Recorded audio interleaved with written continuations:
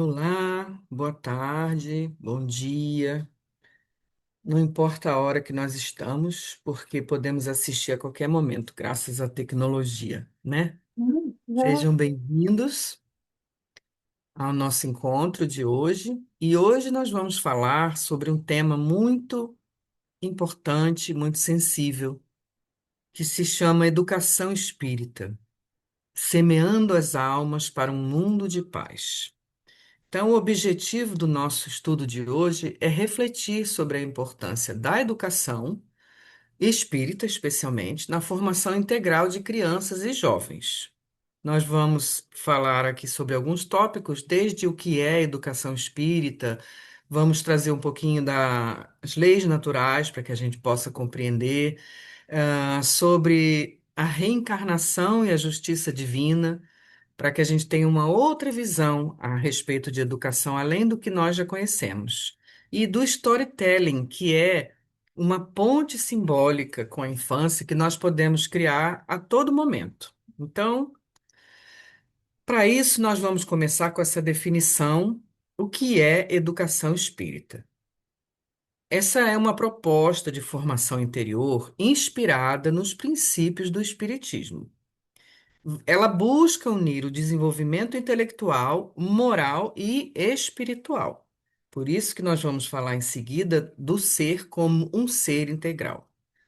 Ela não visa padronizar as pessoas, não deveria jamais fazer isso, nenhum tipo de educação, mas favorecer o florescimento da consciência e também não se limita à transmissão de conteúdos religiosos, muito pelo contrário. O seu foco é o despertar da consciência, da autonomia moral e da sensibilidade espiritual.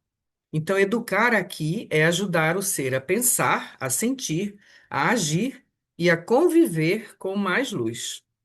Essa seria a proposta de um cenário perfeito, porque aqui em seguida, quando a gente vê Paulo Freire nos ensina que ensinar não é transferir conhecimento, mas criar as possibilidades para a sua própria produção ou a sua construção.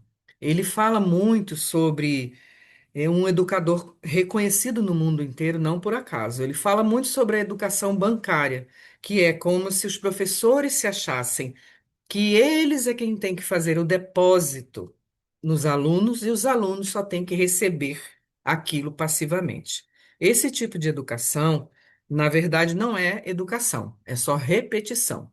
Porque para que o ser possa de fato crescer, ele precisa ter autonomia de pensamento, ele precisa ter o pensamento crítico e ele precisa ser convidado a aprender como aprender, não simplesmente repetir e não simplesmente absorver o que um professor está transmitindo.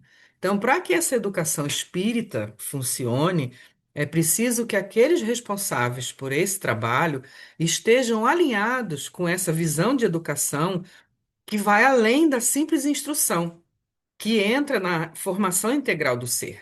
Porque se nós queremos ampliar esse conhecimento, saindo de um entendimento apenas intelectual e físico, e incluir a dimensão espiritual para que as nossas crianças e jovens tenham condições de enfrentar os desafios do mundo, tem que começar por nós essa mudança e esse entendimento. Por exemplo, um texto publicado na revista Educação Espírita, na época dirigida por Herculano Pires, em 73, chega a afirmar que o Livro dos Espíritos é um manual de educação integral, oferecido à humanidade para sua formação moral e espiritual na escola da Terra. Porque Kardec era também um grande educador, porque era um grande pedagogo. Estudou com Pestalozzi, aprendeu esse tipo de educação inclusiva, crítica e autônoma, que não é muito comum, nem na época dele e nem ainda até hoje. Depois, Joana de Ângeles, no seu livro O Homem Integral, propõe uma leitura espiritual e psicológica do ser humano. Ela valoriza o amadurecimento emocional, o autoconhecimento e o desenvolvimento da consciência ética como um caminho de crescimento interior e de evolução. Então, se não houverem esses elementos e o próprio instrutor ou facilitador da escola de crianças ou jovens dentro do centro espírita, essa educação vai apenas repetir os moldes da educação material que nós temos na Terra, copiando ainda os modelos da educação do século XIX. Para essa educação ser integral, ela precisa ver o ser nas suas várias camadas e complexidade. O ser social precisa aprender a conviver com respeito, a reconhecer a dignidade do outro, a cooperar, a servir, participando do progresso coletivo. Então, a educação espírita compreende que ninguém evolui sozinho. Nós crescemos também no encontro, no cuidado e na responsabilidade compartilhada. Até porque é fundamental que a gente se lembre, na educação espírita, de que aquele que agora está criança e aluno pode ter sido um mestre, um professor, um intelectual ou alguém que tem até mais conhecimento do que nós temos. Então é preciso dialogar. Somente através do diálogo é que nós vamos poder construir essa ponte para o conhecimento poder se propagar. Mas vamos falar direitinho sobre isso, porque também é necessário, um tipo de autoridade moral. O ser integral também inclui a mente, porque desenvolve discernimento, reflexão, senso crítico e responsabilidade diante das escolhas. Então, educar a mente não é apenas transmitir a informação, mas formar uma consciência capaz de pensar com lucidez, de questionar com equilíbrio e de agir com coerência. A emoção, uma outra faceta desse ser integral. Precisamos aprender a reconhecer os sentimentos, que esse é uma falha muito grande que a nossa humanidade ainda carrega. Precisamos aprender a compreender os conflitos internos e transformá-los com equilíbrio, autoconhecimento e maturidade. A educação integral ajuda o ser a não ser dominado pelos seus impulsos, mas a converter a experiência emocional em crescimento interior. Por isso existem hoje ramos da educação totalmente voltados para a educação emocional. E por fim, essa faceta do espírito, nós precisamos ajudar a esse despertar do espírito para o sentido mais profundo da vida, para a realidade da reencarnação, para a lei de progresso e a responsabilidade moral diante de si mesmo, dos outros e de Deus. Então, educar espiritualmente é favorecer o florescimento dessa consciência imortal. Pera, não é isso? Hum,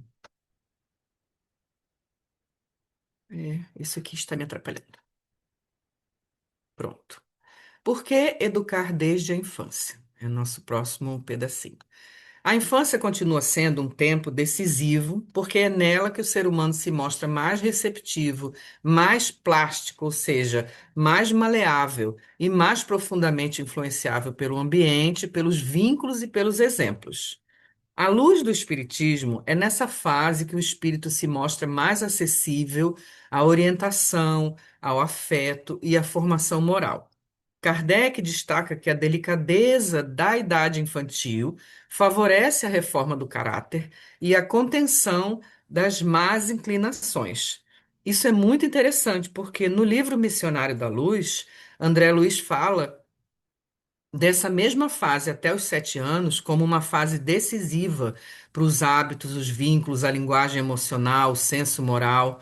E ele traz um apoio importante para a pedagogia da infância quando ele fala que ele conta a história do Segismundo, que é nesse livro Missionários da Luz, contando todo o processo de reencarnação dele. E nesse texto ele diz que o reencarnante recebe assistência especial até os 7 anos de idade, ocasião em que o processo reencarnacionista ou reencarnatório está consolidado. Isso é muito importante que a gente lembre. Às vezes a gente fala, de forma mais informal que até os 7 anos o espírito está mais ligado ao lado de lá do que ao lado de cá. Mas essa é a explicação. Porque Somente aos 7 anos de vida comum, o espírito começa a presidir por ele mesmo a formação do sangue, o equilíbrio mais próprio do seu próprio corpo físico e perispiritual. Então, nesse período até os 7 anos, por isso essa maleabilidade, por isso ainda é, essa receptividade, porque o espírito ainda está sendo amparado mais do que depois pelos espíritos de luz, pelos guias, pelos protetores, para que ele possa se encaminhar. E também é nessa fase que a gente precisa Ah, prestar. eu tô aqui, gente, ele está Andréia, tira o conectado seu no. som, por favor. Obrigada. Então, nessa fase é muito importante que a gente observe o tipo de interação que a gente tem com as crianças, porque eles vão absorver realmente aquilo, e aquilo no futuro pode se transformar em trauma, pode se transformar em crenças limitantes, e pode se transformar nas verdades que aquele espírito carrega, como se fossem as únicas. E a gente precisa lembrar também, que eu vou falar mais adiante, que esse espírito que está reencarnando é um espírito imortal que já passou por outras oportunidades diversas, por outras posições, por outros papéis e que traz também o seu mundo interior rico de diversidade. Por isso a gente precisa aprender muito antes de conseguir fazer qualquer coisa a respeito disso. Só para ilustrar o nosso entendimento, eu trouxe um pouquinho a visão da antroposofia, que é do Rudolf Steiner, quando ele fala sobre os ciclos de desenvolvimento humano, porque em outros livros espíritas, André Luiz fala sobre o corpo das emoções, que é acoplado mais ou menos, mais desenvolvido por volta dos 14 anos, embora isso eu também coloquei mais adiante, que já não é mais o mesmo no desenvolvimento das crianças. Então, por exemplo, o Steiner coloca que dos 0 aos 7 anos, a criança vai estar, sobretudo, ocupada com a formação do corpo físico. O mundo externo ainda não age sobre seus corpos mais sutis, da mesma forma que vai fazer depois. Numa conferência sobre educação infantil, ele disse que até os 7 anos, os corpos etérico, que seria o nosso duplo etérico, e o corpo astral, que é o perispírito, ainda não estão abertos ao mundo exterior como vão estar depois. Mais ou menos alinhado com o que André Luiz falou. Então, dos 7 aos 14 anos, ele afirma que, a partir desse momento, o corpo etérico começa a se libertar para receber impressões e pode então ser especialmente educado e influenciado. Então, essa fase dos 7 aos 14 anos, que às vezes a gente talvez não perceba, é muito importante para que a gente possa criar, colocar as sementes que podem florir depois nessas crianças que estão sob o nosso cuidado, né?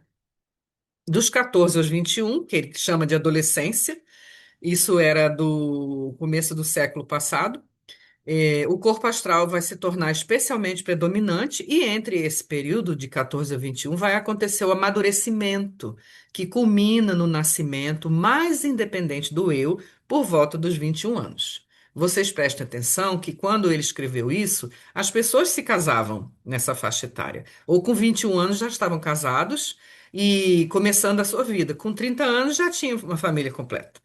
Mas procurando ampliar um pouquinho esse olhar com a visão psicológica, eu entendo que se essas tradições pedagógicas e espiritualistas falavam desses ciclos de 0 a 7, 14 a 21, o mundo atual mostra que o amadurecimento já não acontece dessa forma linear, tão arrumadinha como eles falavam. Muitos jovens nascidos nessas últimas décadas chegam aos 14 anos com uma enorme exposição ao mundo, mas sem a mesma maturidade interior que se esperava de outras gerações.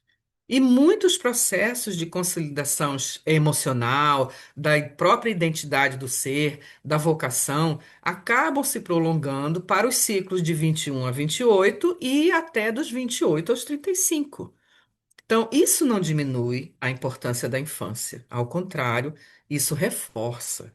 Porque quanto mais sólida for a base construída nos primeiros anos, mais recursos o ser vai trazer para atravessar as provas futuras. Educar desde cedo, então, é oferecer raízes para o tempo das escolhas, das crises, das frustrações e das buscas de sentido.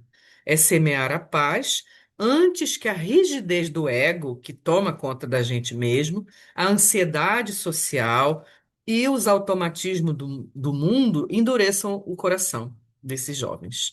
Por isso é tão importante compreender o diálogo.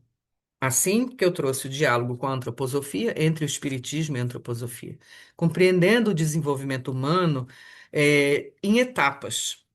Os primeiros 7 anos são mais ligados à estruturação da vida corporal.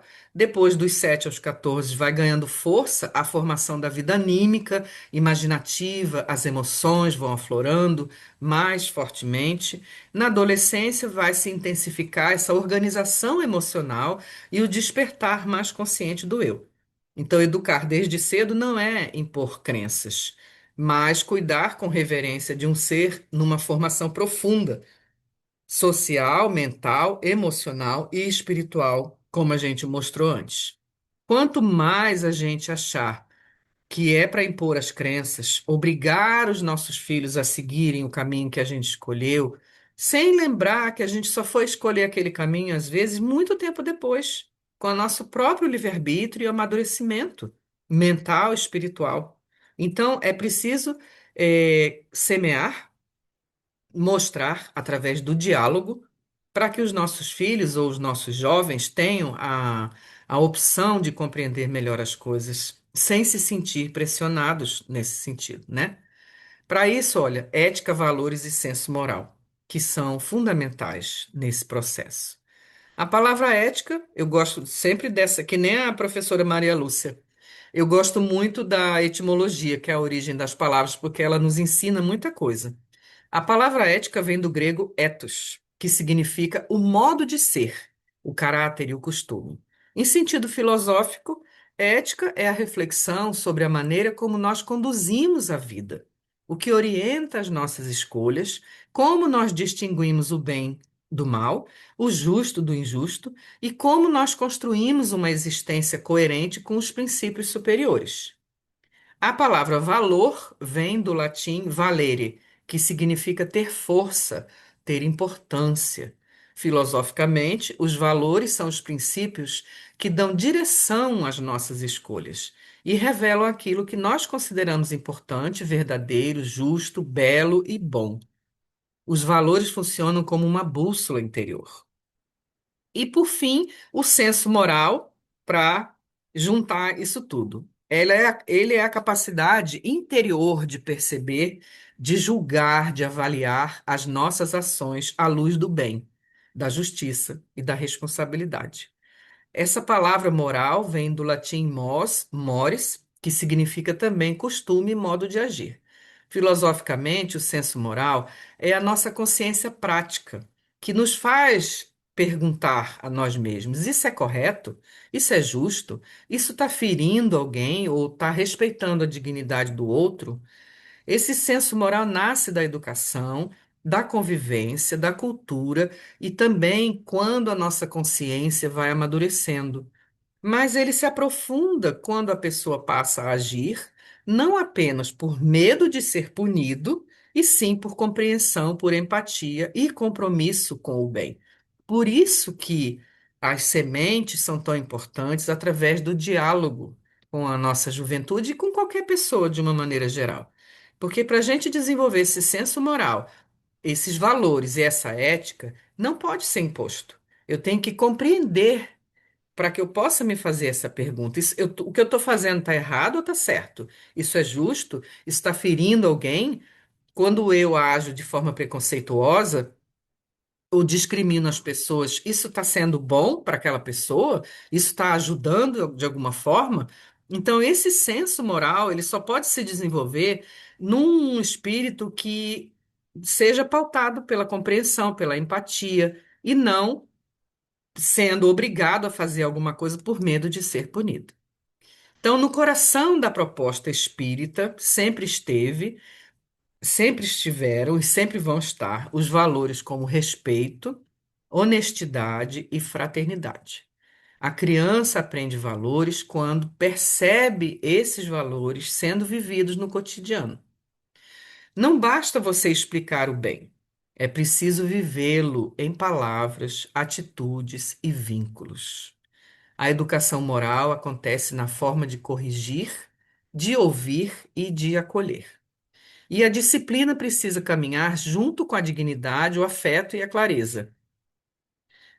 Como eu vou ensinar o meu filho, ou procurar semear alguma ideia a respeito de que o álcool é prejudicial para a saúde, destrói, os neurônios, causa dependência, causa problemas de relacionamentos e dificuldades de todos os tipos, se eu tiver na minha geladeira cheia de bebidas alcoólicas, ou se tiver como tinha muito antigamente, agora já não sei, um bar num cantinho da sala cheio de bebidas de todos os tipos. A gente vai viajar, vai para um cruzeiro ou vai passear em outro país, e o que que a gente compra no free shop? Garrafas e garrafas de bebidas alcoólicas. Eu falo sobre isso porque isso é algo que eu tenho um pouquinho mais de conhecimento do mal que faz e por quê. Tantas outras drogas também fazem mal, mas o álcool é uma droga lícita. Ele é aceito socialmente, ele é buscado pela sociedade como um todo, ele é valorizado. A pessoa senta-se ao redor de uma mesa e busca o vinho, busca a cerveja, busca o uísque, a vodka, ou seja lá que tipo de álcool for, como um hábito em todas as sociedades da Terra. Os que fazem as claras e os que fazem escondidos também. Então, esse tipo de droga que é tão valorizado pela sociedade, vai estar presente na minha vida. Como é que eu vou dizer para o meu filho, ou para minha filha, ou para os jovens, que isso não é bom para ele? Se eu recorro a isso também todos os dias. Então, a criança jamais vai aprender os valores se a gente não vivenciar os valores que a gente quer passar. Seja com álcool, seja com outro tipo de droga, seja com maledicência, falar mal dos outros, seja com inveja, seja com rancor, com orgulho, qualquer comportamento danoso que a gente apresenta em nós mesmos, não tem como a gente ensinar os nossos filhos a serem diferentes se a gente não aprender também. Por isso, Paulo Freire fala muito sobre isso, que a educação é uma via de mão dupla. Nós, que ensinamos, aprendemos o tempo todo, mas aquele que aprende também ensina o tempo todo, seja com a maneira como ele interpreta as coisas, com as atitudes, com a reação. E é sempre importante que a gente divida essa tarefa de aprendizado mútuo. Por isso eu trouxe as leis naturais, que Kardec fala tão bem na parte terceira do Livro dos Espíritos, porque essas leis naturais, para mim, elas representam essa pedagogia divina. Então eu vou falar só para vocês recordarem, dessas 10 leis naturais que são tão importantes para nós. Elas orientam para que o homem tenha liberdade com responsabilidade e também representam os princípios divinos que orientam a evolução espiritual, moral e social do ser humano. A primeira delas, tanto faz a ordem, mas assim é fácil de entender. A lei de adoração reconhece a ligação da criatura com Deus, expressa-se pela prece, pela reverência à vida e pela busca sincera de elevação espiritual. A lei do trabalho, mostrando a necessidade do trabalho como um meio de progresso. Porque o ser humano vai desenvolver através do trabalho a inteligência, a disciplina, a utilidade, a responsabilidade, uma série de coisas. Depois ele coloca a lei de reprodução, porque garante a continuidade da vida e da humanidade, mas ela está ligada à responsabilidade afetiva, familiar e espiritual diante da existência. No mundo de hoje, a gente pode ampliar essa palavra, não é apenas reprodução, não é para isso que os seres humanos se unem, mas para compartilhar essa responsabilidade de crescer como um laboratório dentro da família, que é o maior de todos os laboratórios. Depois, a lei de conservação, que refere-se ao dever de preservar a vida, o corpo, a saúde, os recursos necessários à existência, sem excessos nem negligências. Então, é preciso entender que nós somos esse conjunto. Não é só o espírito, não é só a mente e nem é só o corpo. Então, essas três facetas precisam estar em harmonia e ter saúde para a gente poder evoluir. Depois, a lei de destruição, que às vezes é difícil da gente compreender. Ele mostra, através dessa lei, que certas transformações fazem parte da renovação da vida. Ela ensina a distinguir a destruição necessária da violência, do abuso e da crueldade.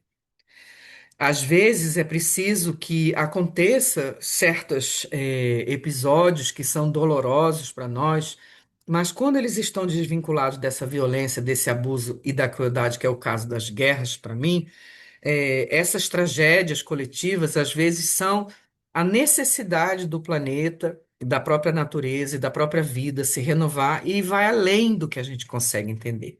A gente só precisa entender que tudo que acontece dentro desse universo divino, regido por essas leis naturais, tem um propósito, tem um motivo para estar acontecendo e uma lição para ser ensinada e aprendida.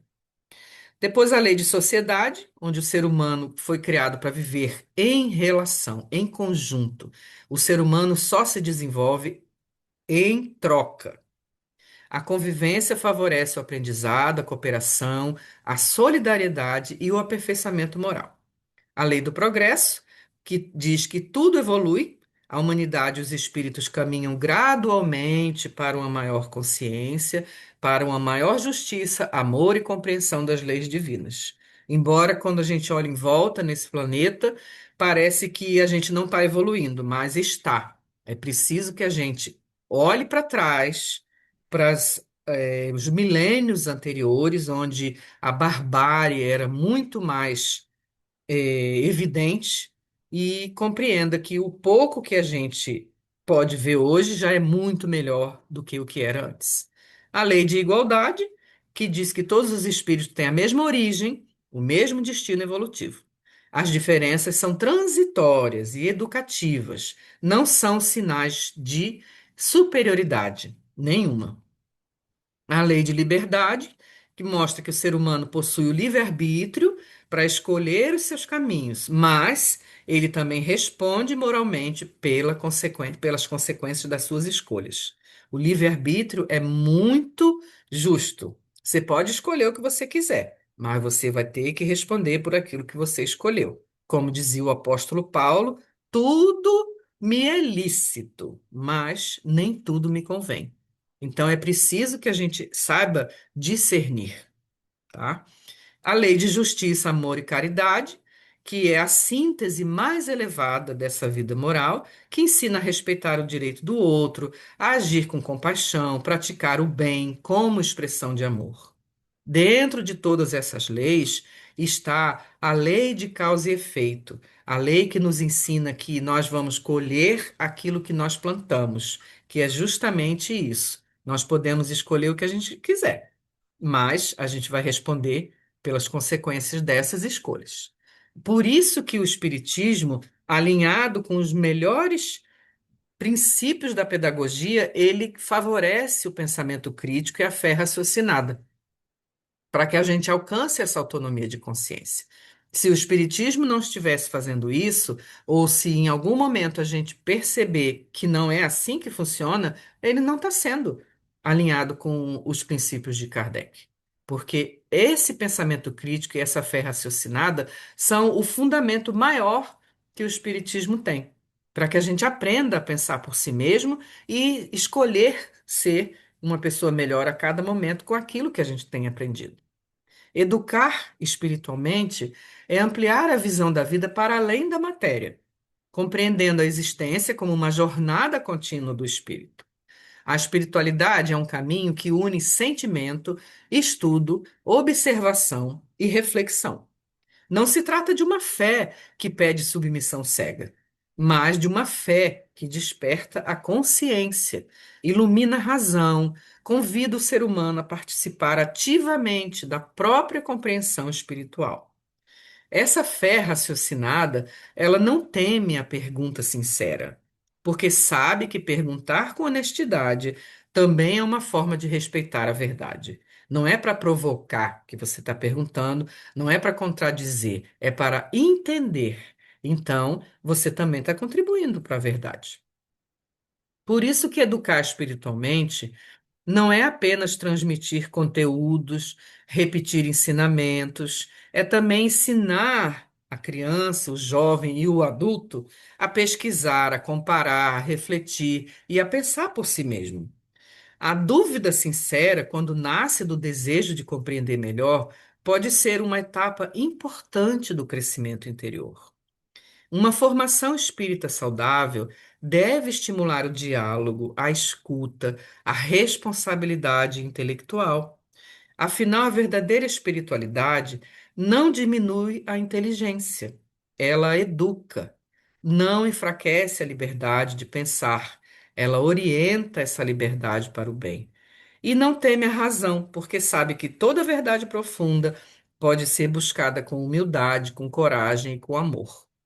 Então, para que a gente realmente possa fazer o nosso papel de facilitadores para essa geração que precisa tanto de orientação, de luz, de emoção, de amor, de cuidado, mas também de conhecimento através dessa ferramenta tão incrível que nós temos, que é o Espiritismo, para passar para essas crianças uma visão além das coisas que a gente vê tão comumente na matéria e que nos prendem, e que nos acorrentam e que nos entristecem profundamente.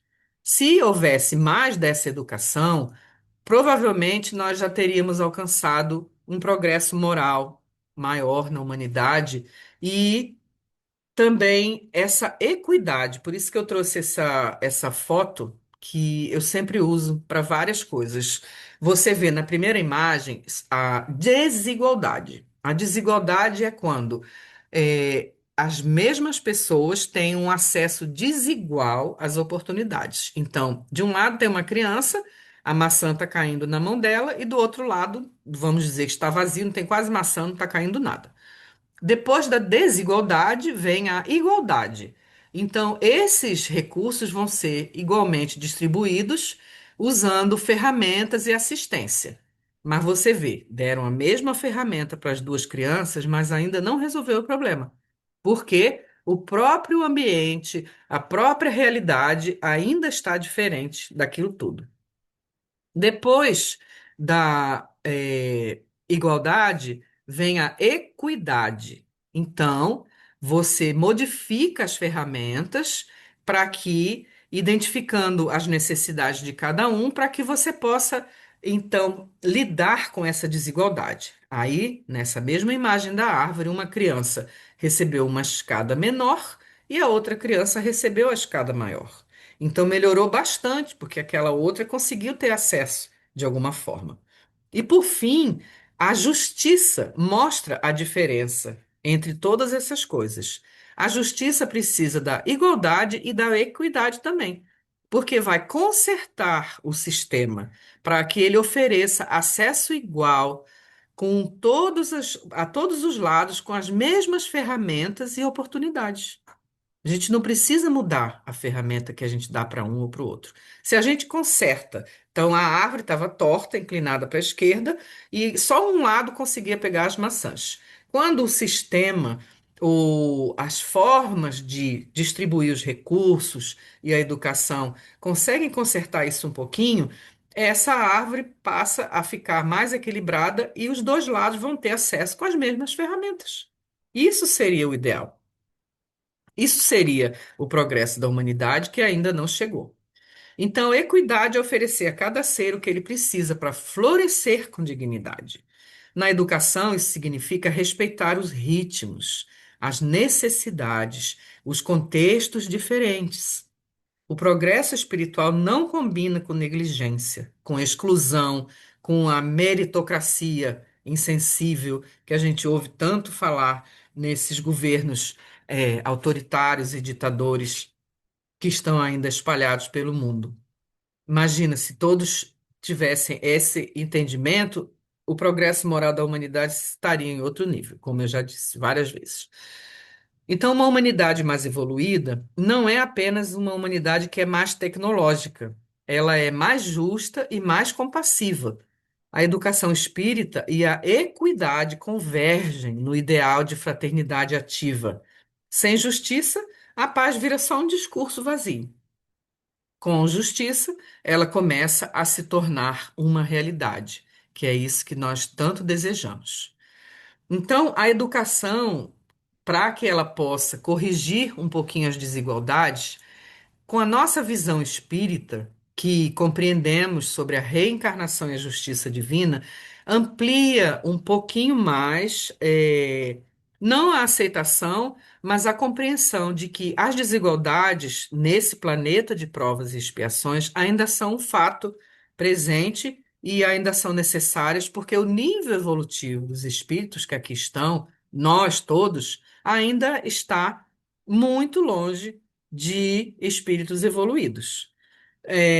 A reencarnação vai fazer com que cada um tenha a oportunidade de vivenciar papéis diferentes, uma hora rico, outra hora pobre, uma hora ignorante, outra hora sábio, uma hora sem intelectualidade, outra hora cheio de conhecimento. E assim nós podemos ter a experiência em vários papéis e conseguir sentir e vivenciar por nós mesmos aquilo que nós não conseguimos aprender de outra forma. Só que a reencarnação não pode também ser usada para justificar a dor, a exclusão, o privilégio. A gente precisa compreender que, apesar de, sim, entendemos que estamos aqui reencarnados e que vamos mudar de papéis e que o que hoje está numa posição superior antes não esteve ou vai mudar depois, só que isso não justifica a dor, nem a exclusão, nem o privilégio, porque quando a gente consegue aplicar essas leis naturais do jeito que a gente mostrou antes, é preciso destruição, é preciso progresso, é preciso conservação, é preciso a lei de sociedade, é preciso que haja um consenso, é preciso compreender e fazer um esforço para que a gente possa ir além daquilo que a gente conhece. Então, a reencarnação ela vai ampliar a nossa responsabilidade ética diante do sofrimento humano. A visão espírita vai pedir compaixão ativa, nunca uma indiferença moral. Nem tudo pode ser compreendido pela lógica imediata de uma só existência. Isso nos ajuda muito a, de certa forma, compreender que ainda existe tanta dor e sofrimento no mundo, embora também doa em nós. Mas se não há uma existência só, as coisas fazem um sentido melhor, não é? Isso também não diminui o nosso dever de aliviar os sofrimentos e procurar transformar as injustiças quanto tiver ao nosso alcance. A verdadeira leitura espiritual dessas facetas e desses acontecimentos, ela vai unir a humildade, a caridade e o senso de responsabilidade social. Isso aí seria a cidadania espiritual e a inclusão, porque só acolhendo é que nós podemos evoluir. Falar de cidadania espiritual é compreender que a vida em sociedade também é um campo de aprendizado da alma, muito importante. Cada encontro que a gente tem com uma pessoa nos educa. Cada diferença que a gente encontra no caminho nos desafia a ampliar a nossa consciência. E cada convivência nos convida a superar o egoísmo, o julgamento e a indiferença. Toda pessoa merece dignidade, merece escuta, merece respeito, independente da sua origem, da sua condição, da sua crença, da fragilidade ou da diferença. A espiritualidade autêntica não exclui, ela amplia o coração, a consciência e a capacidade de servir. Vocês estão vendo que dentro desse conceito pedagógico espírita não há espaço para preconceito, eh, falta de respeito com as diferenças, críticas e julgamentos descabidos.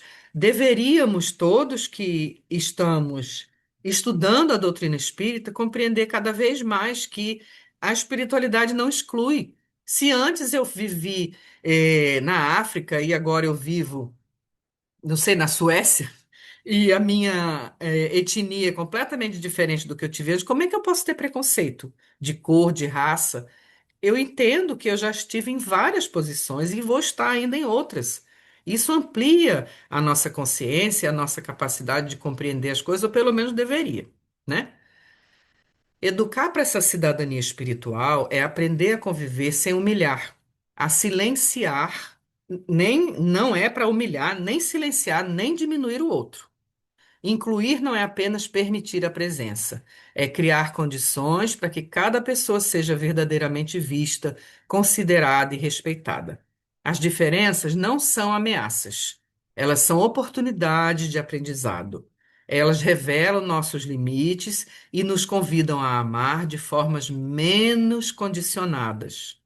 Por isso que a educação intercultural, que vai unir as diferenças dentro do mesmo ambiente, ela é fundamental e ela tem sido muito ensinada ou buscando trazer esse conhecimento para empresas, para universidades, para escolas, para que as pessoas aprendam de uma vez por todas que nós não somos seres iguais que cabem todos dentro de uma caixa. Nós somos pessoas diversas, completamente.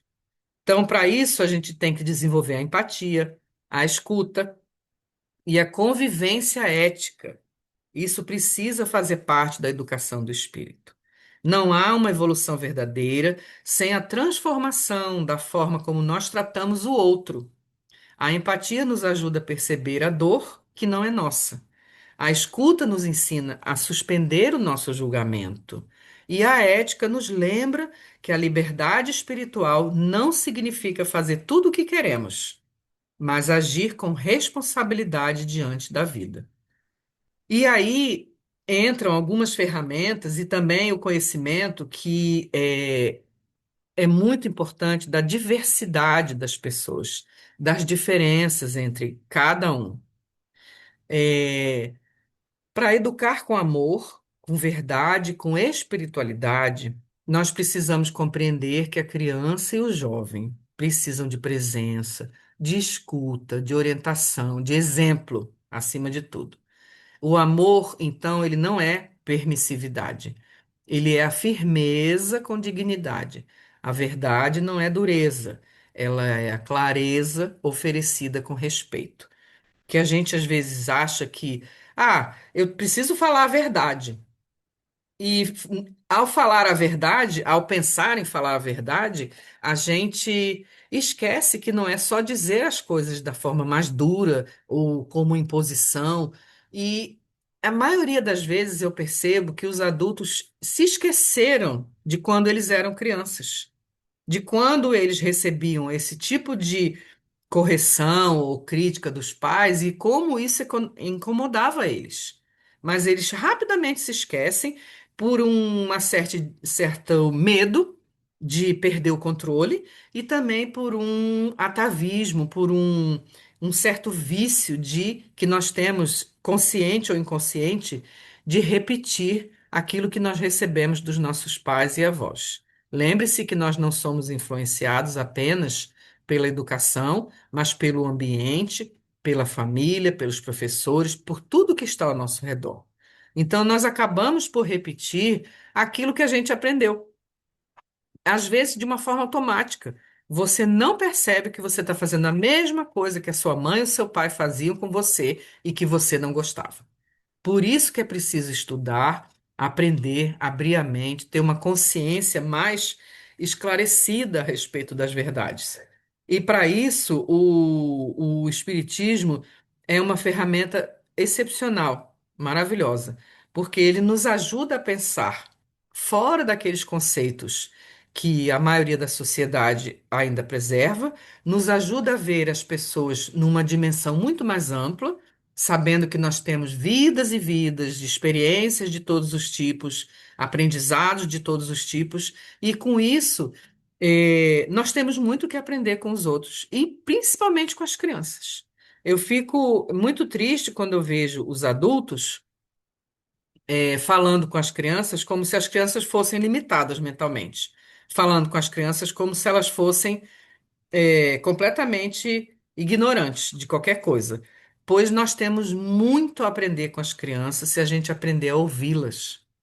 A gente precisa dialogar. E quando a gente dialoga e presta atenção no que a criança está falando, às vezes ela tem uma ideia, ou um conceito, ou uma visão que a gente não tinha pensado ainda.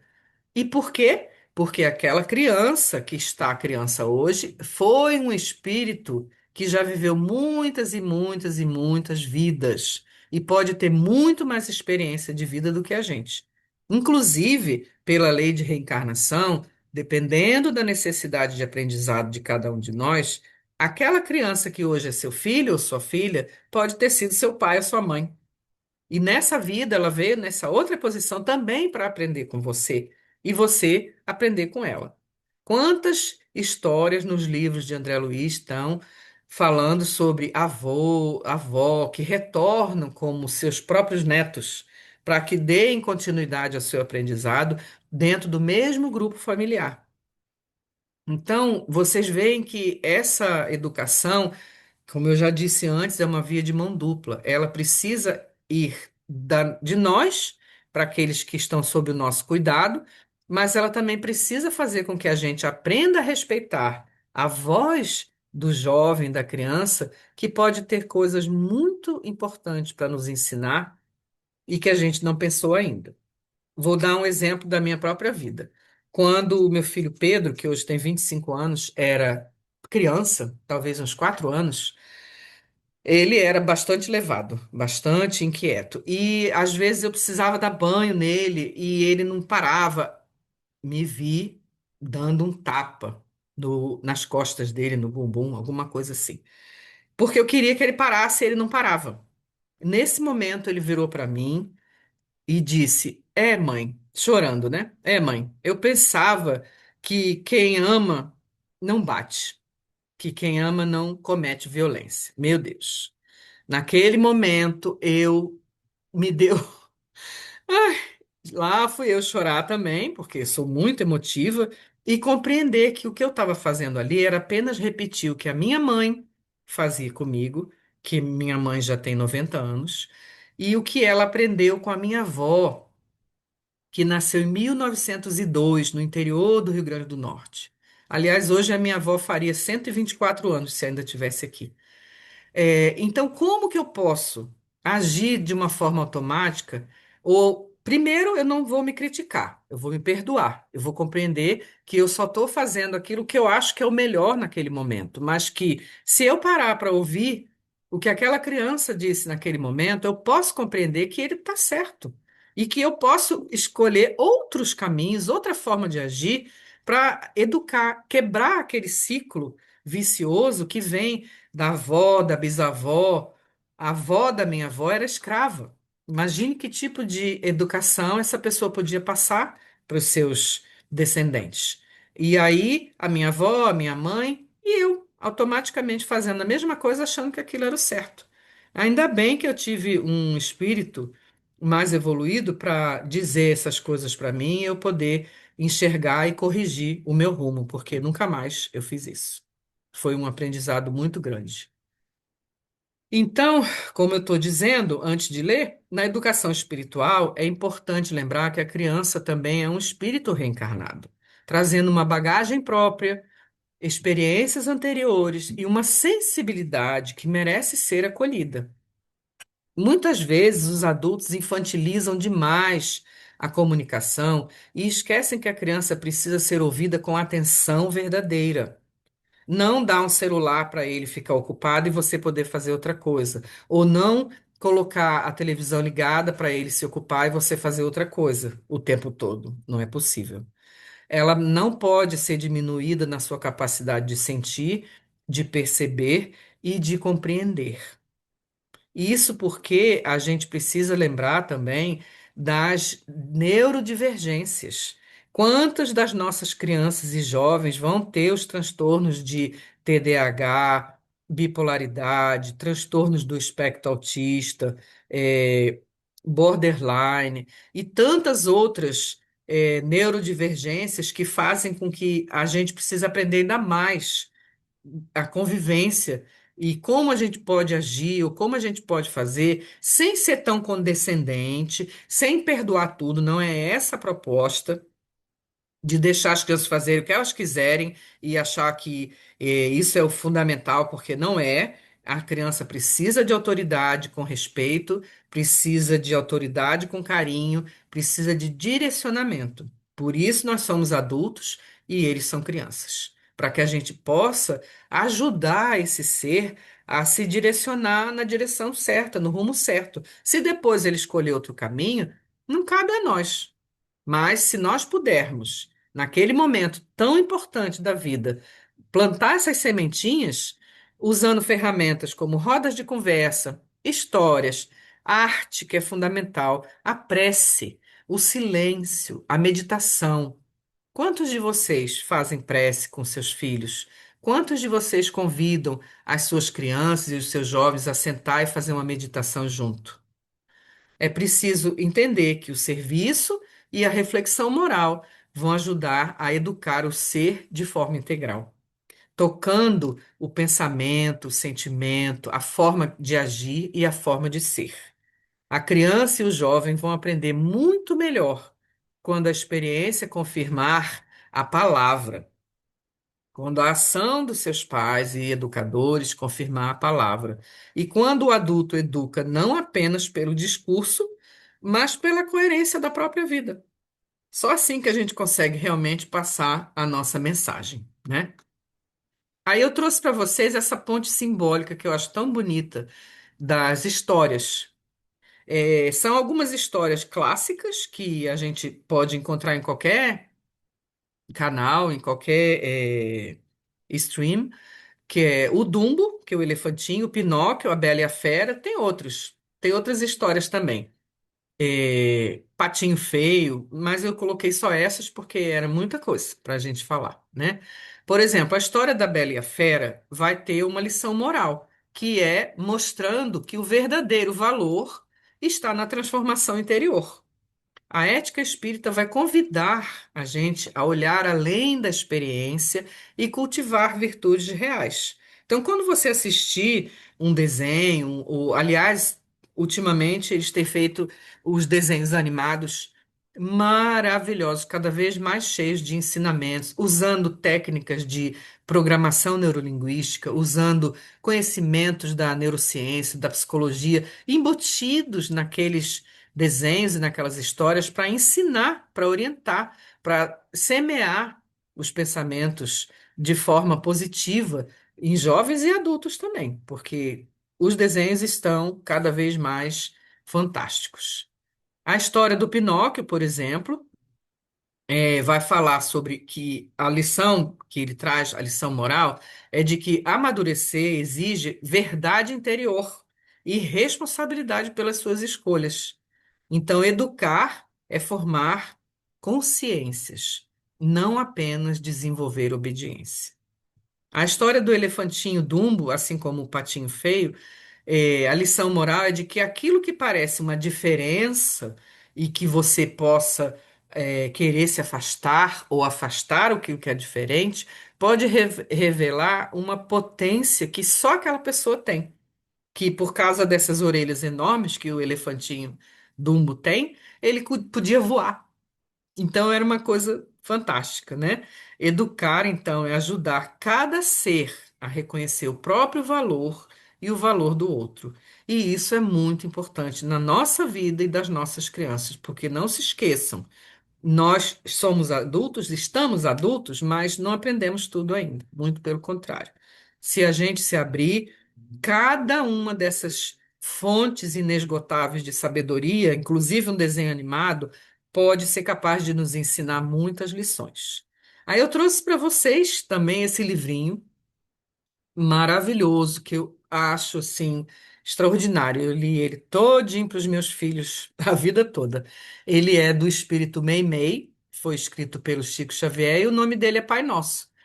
Então, esse livrinho, ele vai pegar cada trechinho do Pai Nosso e vai falar sobre uma das virtudes e vai procurar explicar de uma forma bem é, pedagógica, né? Ah, esqueci da história do Rei Leão também, é muito boa, porque a lição moral é de que nós fazemos parte de uma ordem maior da vida. Isso é muito importante de aprender.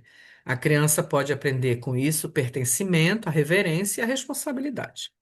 Aí vou falar aqui para vocês a historinha da Meimei, desse livro eu resumi, a história que fala sobre fé e perseverança.